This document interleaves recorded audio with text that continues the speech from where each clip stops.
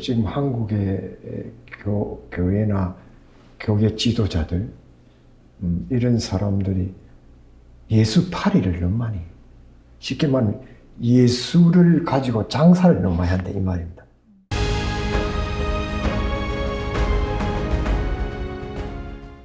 안녕하세요. 이번 시간에도 지난 시간에 이어 이상익 회장님과 함께 교회 문제에 대해서 한번 얘기해 보도록 하겠습니다. 회장님께서는 모태신앙이라고 하셨잖아요. 그러면 네. 어릴 때부터 교회 다녔겠네요? 그렇죠. 어릴 때뿐만 아니고 네. 그때가 우리 지금 대한제국 말 좀 될란가? 저희 할아버지 이러니까 그 할아버지가 큰 벼슬을 했었어요. 네. 그러니까 지금으로 적용하면은 무관이었는데 경상남도 뭐 지역 사령관이라 해야 되나 투스타에 해당되는 벼슬을 하셨대요. 근데 그 할머니가 손여사라고 저도 이름 손여사만 돼 있는데 그 할머니가 교회를 지으셨어요.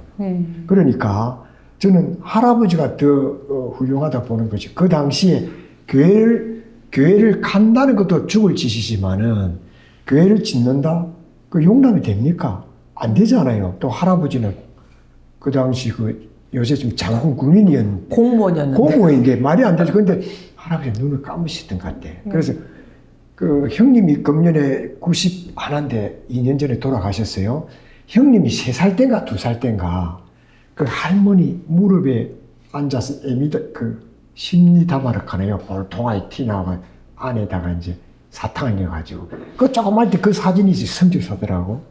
근데 나중에 그 교회 그때부터 우리는 이제 모태 믿은 거지요. 그 나중에 교회는 일제가 그 불사질 넣어가지고 교회가 없어졌다 그러더라고요. 그러니까 이제 모태 신앙이죠. 우리 집은 쭉 그때부터. 그런 독실한 기독교인으로서 요즘 교회들을 보면 어떤 생각이 드십니까? 저는 또 신학도 했잖아요.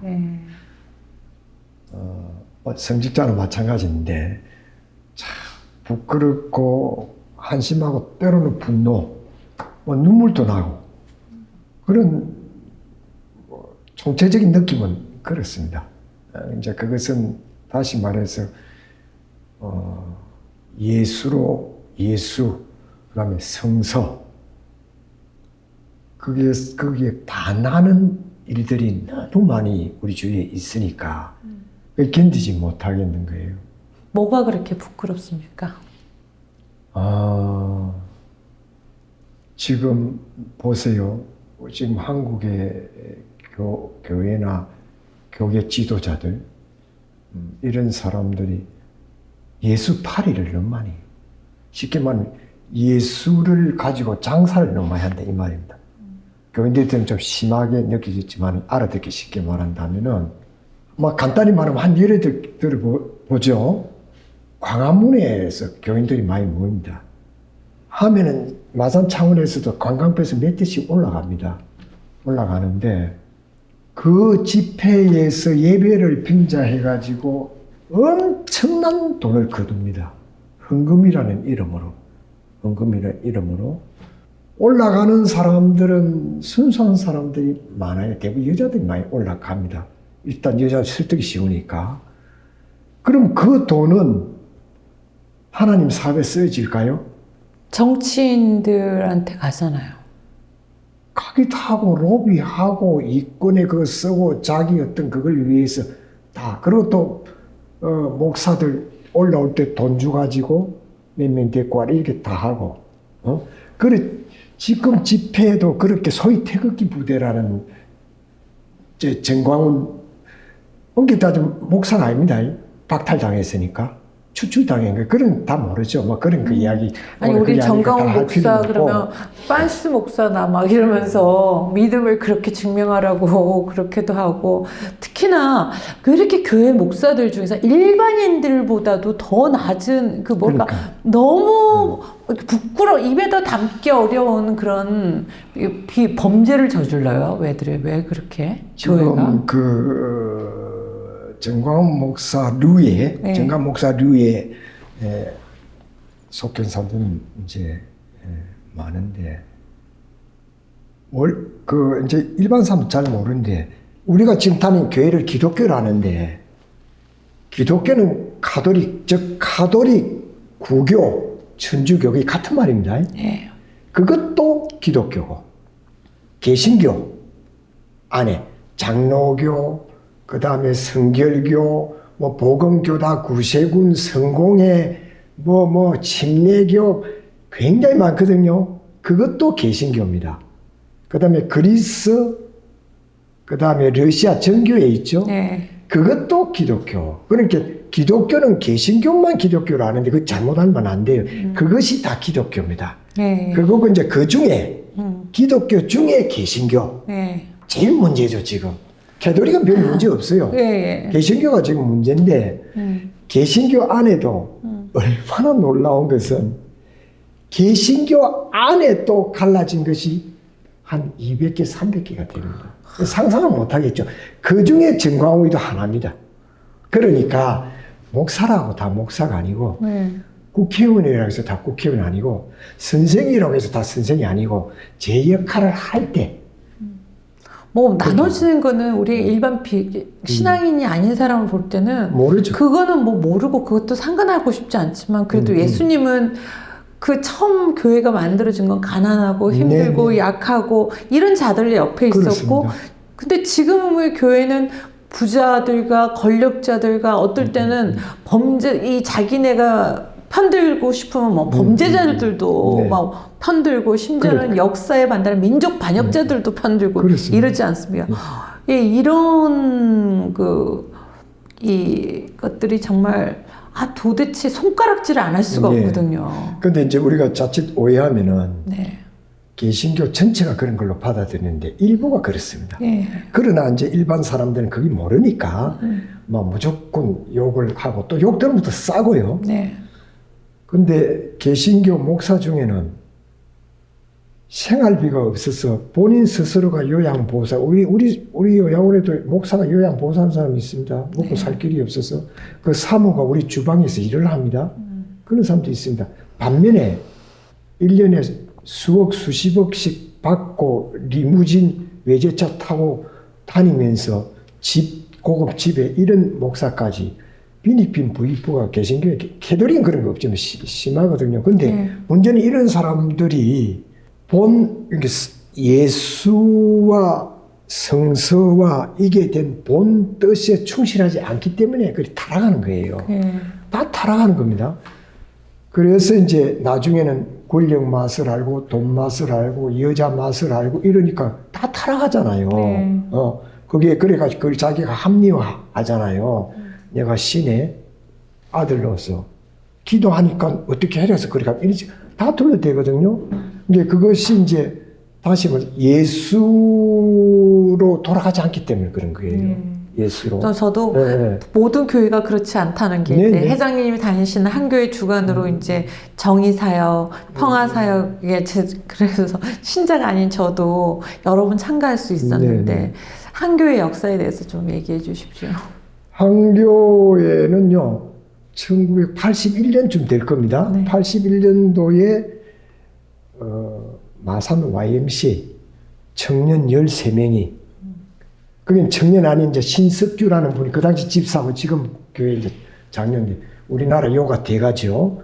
그분을 포함해서 13명이 모여서 출발한 교회예요. 그게 개동이에요. 그게 처음에는 성서를 통해 본 한국 사회, 한국 정치에 대한 공부예요. 그러니까 뭐라 그럴까요? 성서가 텍스트면은 상의 콘텍스트, 한국 사회. 그래서 공부를 해가 출발했는데 그 당시 우리 지역에서 유명한 사람들 한교회 안 거쳐간 단 한 사람도 없습니다. 이름 넣으면 바로 그 중에 지금 변절자도 나왔지만 그런데 그때에 이제 그렇게 해서 출발했다가 조금씩 사람이 모이니까 단순히 그냥 성서 공부하는 것만으로는 안 되겠다. 그래서 누굴 부르자. 그 당시 항주석 간사님이 이제 초대 목회자예요, 한교회. 제가 2대 목회자예요. 그 다음에 정호진 목사라고 있습니다. 그 당시 연세대학에서 학생들을 가르치다가 전도하신 분은 우리한테 황주석 선생님께서 그 초대. 옛날에 YH 노조 그 최순영 수녀 노조위원장님 YH 노조위원장 남편이시죠. 분이죠. 그 노동운동을 가장 세밀하게 했던 소위 마창노련 이런 데에 소위 지도력을 공급했던 대단한 분이죠. 그뿐만 아니고 요즘 마창노련뿐만 아니라 그 당시 황주석, 정혜란 부시장 했던 장부전 정혜란 이상희 세 트리오가 완전히 그 당시 뭐 엄청난 그 주시와 그 속에서도 노동운동을 철저하게 했던. 저도 어떤 분 이원희 교수님이라고 만난 적이 있는데 제 김명식 책 북콘서트에 자기 여기 그 진해에서 해군 진해 교관 군무원으로 있을 때 황주석 선생님의 그 요청으로 노동법을 강의했다고 80년도 81년도 완전히 그 강조항제 끝나고 굉장히 엄혹한 시대였지 않습니까? 막 도시산업 선교회나 말갱이 선교 막 이럴 때인데 그런 걸 군무원 입장으로 그걸 그 당시에 해군 사관학교 교수로 와 있던 군문으로 와 있던 이런 분 몇 분이 마산 YMCA에 강사로 많이 무대에 섰었어요. 노동법 가지고 뭐 노동법도 했고 뭐 여러 가지 했었죠. 그게 있었죠. 근데 그 당시에는 이제 한 교회가 YMCA고 YMCA가 한 교회가 똑같았어요. 그러니까 당구에서 놔두겠어요. 그걸 이제 공중분해시키려고 뭐 그거 다 이야기하면 밤을 새도 못하는데 엄청난 일들이 많았었죠. 그 당시 그 이제 저도 그 신석규 장로님한테 들었기를 새술은 새풀에 남한다. 그 가장 큰 계기가 되겠다. 이제 강주민주 황제 교회가 어떻게 그렇게 그 사람들이 죽어가고 있는데 거기에 대한 한마디도 하지 않는 교회에 대한 반성으로 시작했다고. 그때 신석규 그 집사님이 요가를 마산에서 하고 있을 텐데 그 광주에서 그 기독 청년 대회에 가가지고 쇼크를 받은 거예요. 광주 문제를 거기서 듣고 또 이러고 교회가 말 한마디 못하고 전국적으로 그 자기가 쇼크를 받고 마산에 올바른 교회를 해야 된다. 이제 그런 출발점. 그때 청년이 13명으로 어떻게 교회를 세웠어요? 그때는 뭐 교인이 뭐 수가 몇 명이 돼야 된다 이런 건 법적으로 없는 거니까. 아니 일단 장소가 있어야 되잖아요. 그때는 이제 신석규 선생의 부림시장 입구에 5층에 요가 학원이 있었어요. 거기에서 했는데 자리가 어디서 전부 다 그냥 맨땅에 반석 들고 하고 피아노가 있어요. 제가 기타 치면서 찬송가를 반주하면서 그렇게 했었어요. 하고 이제 거기에서 성경 공부도 하고 마치면 부림시장 가서 맞은 사목 이렇게 했거든요. 그렇게 해서 출발된 교회인데 이 교회가 어디까지 나아갔는가 하면은 결국 이제 창원에 와서 이제 우리가 교회를 지었는데 큰 교회가 할 수 없는 일이 많이 했었어요. 창원 YMCA 만들어냈죠. 그 적은 한 교회가 경남 함살림 협동조합 만들어냈죠. 제가 초대 총무이사입니다. 신석규 장로님이 이제 이사장 할 때고 그 다음에 경남 외국인 노동자 쉼터를 그 교회에서 만들어냈죠. 경남 인권위원회를 그 교회에서 만들어냈죠. 그 다음에 청소년 하라 쉼터라고 있습니다. 하지 마라가 아니고 하라 이 말이에요. 그러니까 이제 남자 남자 학생이 문제아들 집에서 튀쳐나오는 13살에서 18살까지 우리 번호가 1318이었어요. 걔들 청소년 하라 쉼터도 우리 교회에서 만들어냈고 지금 이제 공 목사님이 하고 있잖아요. 사모 재교와 사모가 이제 하고 있는데 이 어마어마한 것들을 교회 자랑하는 것 같습니다만 그 조그마한 교회에서 다 그러니까 그 조그만 교회에서 했어요. 그죠? 그 큰 교회에서 해야 될 일들을 그들도 보도 안 한 거예요. 그걸 다 만들어가지고 했죠. 그 당시 막 그 전두환 군부정권 때에서 건물 때 쫓겨나기도 몇 번씩 쫓겨나기도. 그거 다 이야기하면 눈물도 나고, 그거 다 이야기 못 합니다. 그러니까 어느 날 다 파괴시켰다고 생각했는데 어느 날 창원에서 나타났죠. 그 교회가. 그 당시 보안되고 안기부고 경찰이고 지금 막 그 사람들 아마 문책 많이 당했을 거예요. 그 감시 못했다고. 그거 우리 할 때도요. 우리 교인들이 전부 십실반 돈 내고 그 뭡니까 보험 넣고 사람들 찾아다녀가지고 그림 붓글씨 받아가지고 그거 팔고 그런 식으로 해가지고 한 교회 이름이 어떻게 만들어졌어요? 한국에 우리가 이제 교회 이름을 지을 때 교회 이름을 뭐를 해야 되겠냐 고민했었어요. 한 교회라는 것은 아마 전국에서 그런 한 교회라는 이름이 없을 겁니다. 근데 한이라는 여러 가지 뜻인데 첫째는 우리 한민족의 교회다. 우리의 교회다 하는 그 의미가 있고 두 번째는 한 크다는 의미죠. 적지만 크다. 물리적 의미의 그런 것이 아니고 신도수가 많은 게 아니라 그렇죠. 그 뜻이 큰 뜻. 그렇죠. 큰 뜻. 큰 뜻의 그런 교회다. 의미의 교회다. 그리고 우리는 다 하나다. 다 하나인데 왜 사람을 죽이고 자시고 전쟁 일으키고 이따위 짓을 하느냐. 모두는 한 형제다. 그런 의미가 담겨 있죠. 그 한이라는 이름은 한민족의 네, 한민족의 교회요. 뜻이 큰 교회요. 전쟁 반대 평화 모두는 하나인데 와 형제를 죽이나 전쟁 일으키면서 그런 의미로 한이라는 이름을 지었죠. 아, 교회에 대해서 한 가지 더 이제 네네. 아까 그 분노한다는 얘기 하셨잖아요. 네. 특히나 이제 작은 교회도 이런 일을 할 수 있는데 큰 교회가 그 많은 신도를 가지고 진짜 부끄럽게 이스라엘기를 들고서 가자 지구에서 그 많은 어린이들이 죽고 사람들이 죽고 있는데 한마디도 하지 않고 이스라엘 편을 들고 그러니까.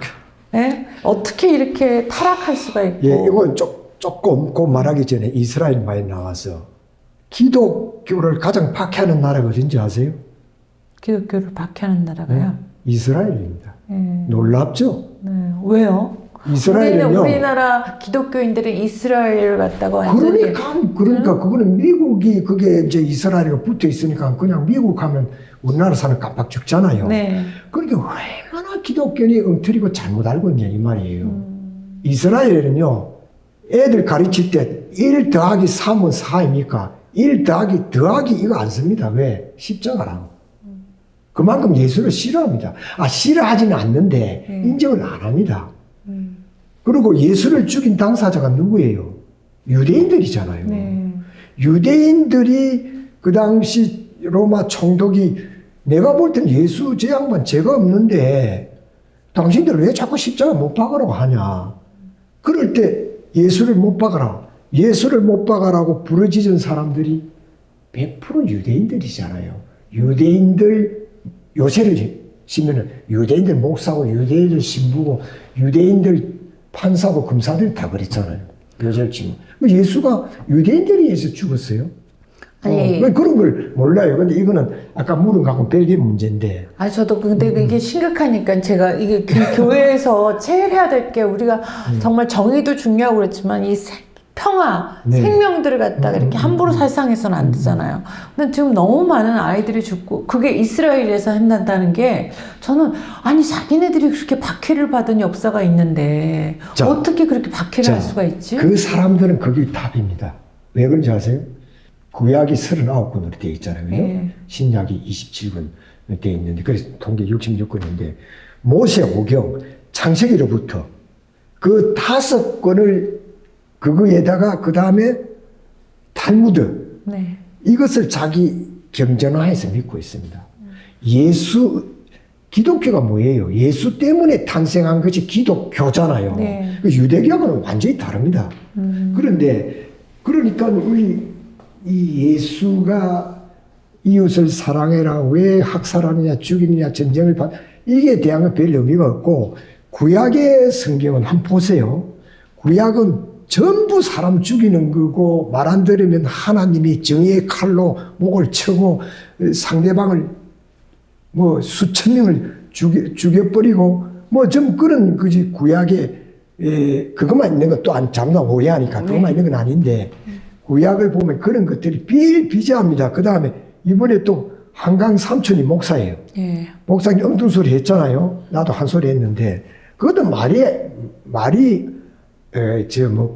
안 되는 거거든요. 그런 것도. 그럼 그 사람들은 전부 거기에 빠져가지고 이제 그런 이야기를 하는 거예요. 그러니까 말이 안 되는 일이죠.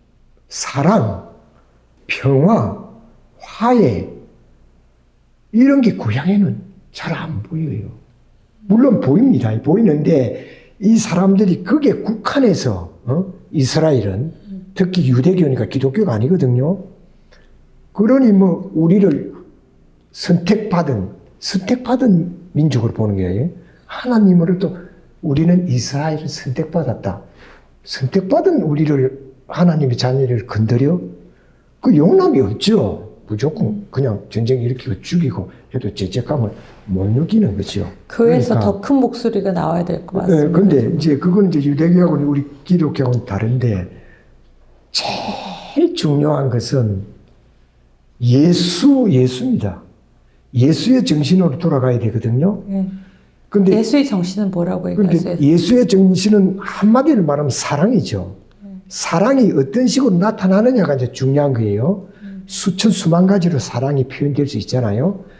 그런데 제가 예를 한 몇 가지만 들어볼게요. 그 당시에 이제 이스라엘 우리 지금 일본의 앞잡이들하고 그 다음에 일본 형사들, 그 당시 로마 사람들이 예수를 어쨌든 잡아들여야 되는데 덫을 찾구나요. 예수를 잡기 위해서. 그런데 한 번 이제 제자들하고 이제 안식일 날 밀밭을 가는 거예요. 가까이를. 거리를 가다 밀밭이 있으니까 배가 고프니까 제자들이 들어가서 밀을 요새 치면 밀살이를 한 거예요. 밀살이를. 그러니까 그 중에 이제 로마 앞잡이가 예수여, 당신 제자가 지금 안식일날 해서는 안 되길 하고 있네. 무슨 말이냐? 움직이면 안 돼, 안식일은. 안식일은 움직이면 안 되거든. 그때 예수가 말합니다. 사람이 안식일의 주인이다. 안식일이 사람을 위해서 있는 것이지 사람이 안식일을 위해서 있는 것이 아니라 무슨 말입니까? 유신헌법 그것이 사람을 위한 것이냐 특정 권력을 위해서 있는 것이냐 그러면 그것은 예수 정신을 깨서 어떻게 하라고? 부숴라. 우리는 지금 촛불 집회를 해서라도 부숴라는 겁니다. 검찰 권력도 마찬가지고 부숴라는 것이죠. 왜 그런가 자 그래서 예수가 제일 싫어하는 것이 바리새파들이었어요. 바리새파를 요새 치면 뭐냐 하면 바리새파, 사두개파. 바리새파가 요새 치면은 판검사, 목사, 국회의원 이런 사람입니다. 그 당시 최고의 권력. 사두개파가 뭐냐 하면은 제사족인데 목사, 신부 뭐 이런 사람들이거든요. 예수가 제일 싫어했어요. 왜? 가식된 자들이니까. 지금은 그들은 법의 이름으로 민주주의를 파괴하고 있지 않습니까? 하고 있죠. 그러니까 예수 정신에서 봤을 때에 이게 합당하냐 안 하냐 이걸 판단해야 돼요. 그러니까 이제 그렇게 못하고 전부 그게 이제 엎어져 가지고 내 이익 챙기고 이렇게 하고 죽은 예수 믿는다고 하면서 반예수적인 행동을 하잖아요. 그러니까 예수가 그 다음에 또 한 가지 예를 든다면은 간음한 여자 현장에서 간통하다가 잡혔어요. 여자가. 그래서 그 여자 잘 됐다 싶어서 또 앞제비들이 예수 요놈의 새끼 뭐라고 말하는 거 보자 해가지고 예수 앞에 그 여자를 머리끄리 잡고 와서 패대기를 치면서 모세 율법에는 간음한 여자는 현장에 돌로 쳐 죽이려 했는데 당신 뭘 할래 말해봐. 예수한테 딱 그렇게 하잖아요. 꼬투리 잡으려고. 그때 예수가 뭐라 합니까? 저 가늠하는 여에게 누가 돌을 던질 수 있겠냐? 너희 중에 죄 없는 자가 저 여자를 돌로 쳐라. 죄 안 짓는 놈이 누가 있어요? 그러니까 그 무리들이 다 흩어질 때 예수가 그 여자한테 여인이여 앞으로 죄를 짓지 마라 하면서 사랑을 해줬잖아요. 그러니까 무슨 말입니까? 그 당시 법은 유신헌법은 지금의 법은 이랬을 때는 죽이라는 법이 있다 칩시다. 근데 그 법이 사랑에 위배돼. 그래서 그 여자를 예수는 그 당시에 법을 깨면서도 그러니까 예수를 이제 어떻게 볼 것이냐 이런 건데 그런 걸 보면 예수는 혁명가입니다. 혁명가에 국한시키면 안 돼요. 예수는 파괴주의자입니다. 거기에 또 국한시키면 안 돼요. 예수는 사회 봉사 활동하는 사람이고 혁명가고 또 예언자고 선지자고 그 종합적으로. 그래서 나는 누가 당신 예수가 진짜 신입니까? 이렇게 묻는 사람이 있어요. 그 나는 신이라고 그랬죠. 두 가지 중에 하나입니다.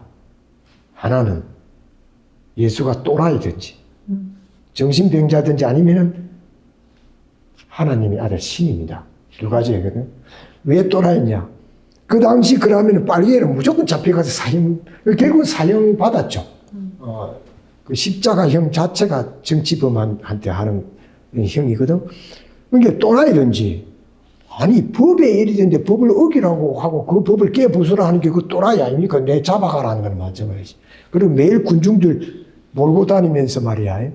선동하고. 하니까. 그러니까, 그게 완전 빨개이래요. 그러니까, 그 또라이든지, 아니면은 진짜 그런 걸 알면서도 불구하고 이런 걸 했다는 것은 신이니까 그런 것이다. 나는 예수님은 신이다. 이렇게 이제, 그렇게 설명을 하죠. 정말 요번에 저는 그 한교회 주관으로 베트남 학살 현장을 이제 가서 다니면서 그 목사님들이 이제 우리 민족이 저질렀던 베트남족이 저질렀던 그 범죄에 대해서 폭력에 대해서 이렇게 사과하는 미사를 이렇게 했었잖아요. 기도를 올렸어. 그리고 노래도 하고 그랬을 때, 참, 좀 이렇게라도 하는 교회가 좀 더 많아야 되는다. 그렇죠. 우리 국가 폭력에 대해서 정말 가슴 아파하는 교회들이 많아야 된다라는 생각이 좀 들었습니다. 올해 이제 한 달 남았습니다. 너무 많이 일어났는데 그 중에도 가장 기억에 남는 일이 있으시다면? 베트남에 갔다 왔던 것이 참 기억에 남고, 개인적으로는 우리 집사람이 작품 전시회를 한 달간 했어요. 아니, 부부가 다 예술가였습니다. 제가 외주한다고 고생했습니다. 어쨌든 베트남에 갔다 왔던 거, 그 다음에 그 솔롱호스 그 길을 걸었던 거, 그것은 아마 평생 내 뇌리에서 떠나지 않을 것 같다. 그게 저도 굉장히 이제 우리가 정말 막아야 될, 저는 왜 학살지만 가면 이렇게 뭔가 숙제 같은 마음이 생길까? 다시는 이런 일이 반복되지 않는 것은 정말 모든 인류들이 다 해야 되는 일이 아닌가? 네, 맞습니다. 완전히 그때의 전쟁보다 훨씬 더 무섭지 않습니까? 갈수록 그런 것 같고, 거기에 어쨌든 기독교, 다시 말해서 크리스찬들의 책임이 저는 가장 크다고 봅니다. 그래서 참 더 기독교를 저는 사랑하기 때문에 비판도 많이 하고 하는데, 1592년 마틴 루트 신부가 구텐베르그 자기 성당의 95개조 종교개혁 그걸 못을 박아가 개혁을 일으켰듯이 우리 한국에도 종교개혁이 일어나야 됩니다. 그렇지 않고는 희망이 없습니다. 이춘의 세상만사 시청자에게 마지막으로 해주시고 싶은 얘기가 있으시다면? 우리 용기 갖고 우리나라가 그냥 지정학적으로 정치적으로 어려움 좀 있지만은 우리 정신 똑바로 차리고 또 우리 맡은 자기 삶의 현장에서 최선을 다하면은 대한민국 반드시 큰 우뚝 서는 나라가 되고, 그런 기운을 몰아가지고 남녀폭력 화해, 그래서 통일은 아니더라도 평화의 기운이 감돌고 서로 오고 가고 하는 그런 날이 반드시는 오리라고 보니까 용기 잊지 마시고 화이팅 하면서 나갑시다. 우리가 잘해야 된다. 이게 오늘의 결론인 것 같습니다. 1974년도 민청학년이 그 많은 학생들과 청년들이 고문당하고 죽기까지 하고 그 고문 후유증으로, 그런 지 벌써 50년이 지났는데 또다시 검찰로, 법으로 법적인 살인이 이루어지고 있는 이 현실이 안타깝게 그지없습니다. 하지만 우리의 모든 지혜와 힘과 이걸 다 모아서 우리가 역사를 더욱 정의롭게 바꿔나가는 희망을 다시 얘기하고 싶습니다. 이춘의 세상만사, 오늘은 여기까지입니다. 감사합니다. 수고하셨습니다.